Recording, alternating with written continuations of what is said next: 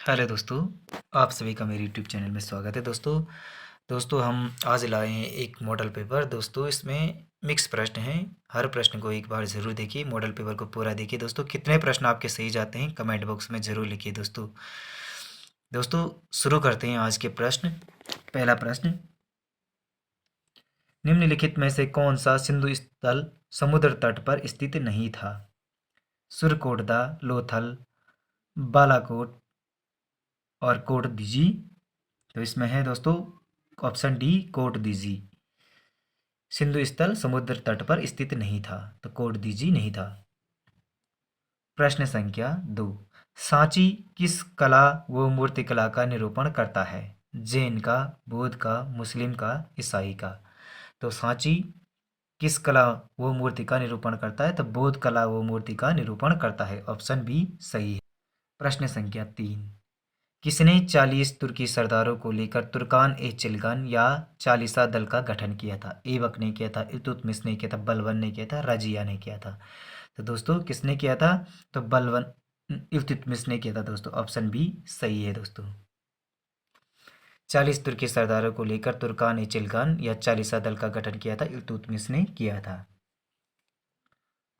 प्रश्न संख्या 4, दीन ए इलाही नामक नया धर्म किसके द्वारा शुरू किया गया था? हुमायूं के द्वारा, जहांगीर के द्वारा, अकबर के द्वारा, शाहजहां के द्वारा। तो दीन ए इलाही नामक धर्म अकबर द्वारा शुरू किया गया था। ऑप्शन सी सही है। प्रश्न संख्या 5, निम्न में से किसने सभी तीनों गोलमेज सम्मेलन में भाग लिया था? जवाहरलाल नेहरू ने, बी आर अम्बेडकर ने, वल्लभ भाई पटेल ने, राजेंद्र प्रसाद ने। तो बी आर अम्बेडकर ने तीनों गोलमेज सम्मेलन में भाग लिया था। दोस्तों ऑप्शन बी सही है। दोस्तों वीडियो को लाइक और चैनल को सब्सक्राइब भी करते जाइए साथ में। प्रश्न संख्या 6, भारत के संविधान की प्रस्तावना में प्रथम संशोधन कब किया गया था? 1951 में किया गया था, 1971 में किया गया था, 1976 में, 1984 में। तो भारत के संविधान की प्रस्तावना में प्रथम संशोधन 1976 में किया गया था। ऑप्शन सी सही है। प्रश्न संख्या 7, भारतीय संविधान में समवर्ती सूची की अवधारणा ली गई है? कनाडा से, ऑस्ट्रेलिया से, यूएसए से, ग्रेट ब्रिटेन से। तो भारतीय संविधान में समवर्ती सूची की अवधारणा ऑस्ट्रेलिया से ली गई है। ऑप्शन बी सही है। प्रश्न संख्या 8, भारतीय संविधान का कौन सा अनुच्छेद राज्य सरकारों को ग्राम पंचायत के गठन का निर्देश देती है? भारतीय संविधान का कौन सा अनुच्छेद राज्य सरकार को ग्राम पंचायतों के गठन के निर्देश देती है? तो अनुच्छेद 51, अनुच्छेद 32, अनुच्छेद 35, अनुच्छेद 40। तो अनुच्छेद 40 देती है दोस्तों, राज्य सरकार को ग्राम पंचायतों के गठन का निर्देश देती है। प्रश्न संख्या 9, निम्नलिखित में से क्या संघ राज्य क्षेत्र नहीं है? लक्षद्वीप, दादरा नगर हवेली, पांडिचेरी, नागालैंड। तो नागालैंड क्या है? संघ राज्य नहीं है। प्रश्न संख्या 10, धार्मिक स्वतंत्रता का अधिकार संविधान के किस अनुच्छेदों में वर्णित है? धार्मिक स्वतंत्रता का अधिकार संविधान के किस अनुच्छेद में वर्णित है? अनुच्छेद 14 से 18, अनुच्छेद 19 से 22, अनुच्छेद 23 से 24, अनुच्छेद 25 से 30। तो इसका आंसर है अनुच्छेद 25 से 30 में धार्मिक स्वतंत्रता का अधिकार से संबंधित प्रावधान है। प्रश्न संख्या 11, अध्यादेश जारी करने का अधिकार राष्ट्रपति का कौन सा अधिकार है? विधायी अधिकार है, प्रशासनिक है, न्याय है, वैयक्तिक है। तो अध्यादेश जारी करने का अधिकार राष्ट्रपति का विधायी अधिकार है। ऑप्शन ए सही है। प्रश्न संख्या 12, जिला कलेक्टर किस अधिकारी के अधीनस्थ कार्य करते हैं? जिला कलेक्टर किस अधिकारी के अधीनस्थ कार्य करते हैं? मुख्य सचिव, प्रभारी सचिव, संभागायुक्त और उपरोक्त में से कोई नहीं। तो जिला कलेक्टर संभागायुक्त के अधीन कार्य करता है। ऑप्शन सी सही है। प्रश्न संख्या 13, भारत में वर्तमान मुद्रा प्रणाली का प्रबंधक कार्यकर्ता कौन है? केंद्रीय वित्त मंत्रालय, भारतीय रिजर्व बैंक, राष्ट्रीयकृत bank, state bank of India. तो भारत में वर्तमान मुद्रा प्रणाली का प्रबंधक कार्यकर्ता है भारतीय रिजर्व बैंक। ऑप्शन बी सही है। प्रश्न संख्या 14, पृथ्वी के समीप पाई जाने वाली वायुमंडलीय परत क्या कहलाती है? Troposphere, stratosphere, ionosphere, exosphere. तो दोस्तों पृथ्वी के समीप पाई जाने वाली वायुमंडलीय परत है ट्रोपोस्फियर। ऑप्शन ए सही है। प्रश्न संख्या 15, व्यापारिक पवनों की परिघटना किस कारण से होती है? ऊष्मा का संचालन, ऊष्मा का संवहन, ऊष्मा का विकिरण, इनमें से कोई नहीं। तो इसका आंसर है ऊष्मा का संवहन, ऑप्शन बी सही है। व्यापारिक पवनों की परिघटना ऊष्मा का संवहन द्वारा होती है। प्रश्न संख्या 16। विश्व का सबसे ऊंचा जलप्रपात किस देश में स्थित है? वेनेजुएला में, कनाडा में, न्यूजीलैंड में, नॉर्वे में। तो विश्व का सबसे ऊंचा जलप्रपात वेनेजुएला में स्थित है, ऑप्शन ए सही है। प्रश्न संख्या 17। इंद्रधनुष किस कारण से बनता है?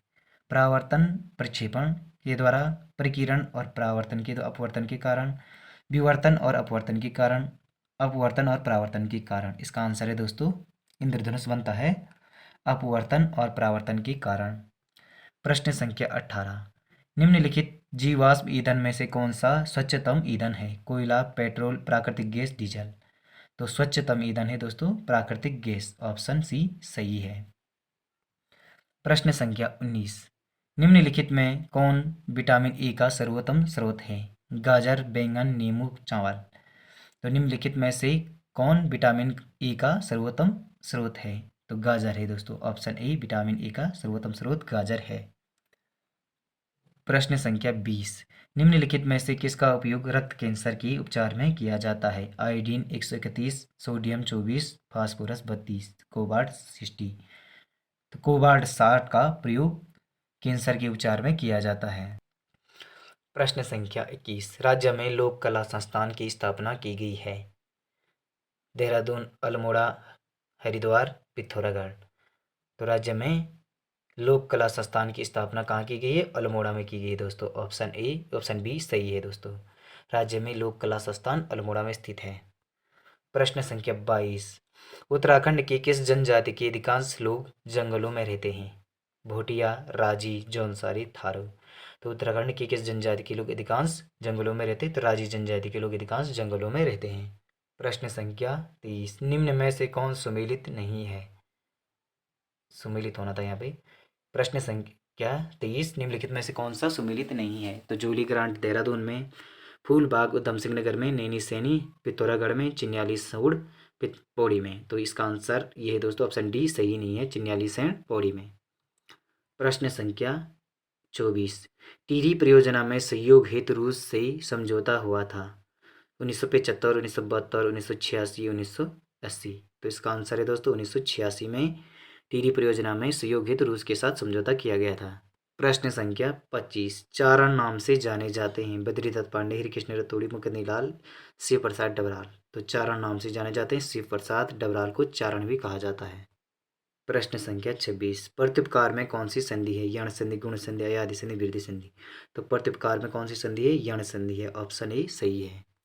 प्रश्न संख्या 27। अजात शत्रु में कौन सा समास है? तत्पुरुष, द्वंद्व, क्रमधारय, बहुब्रीहि।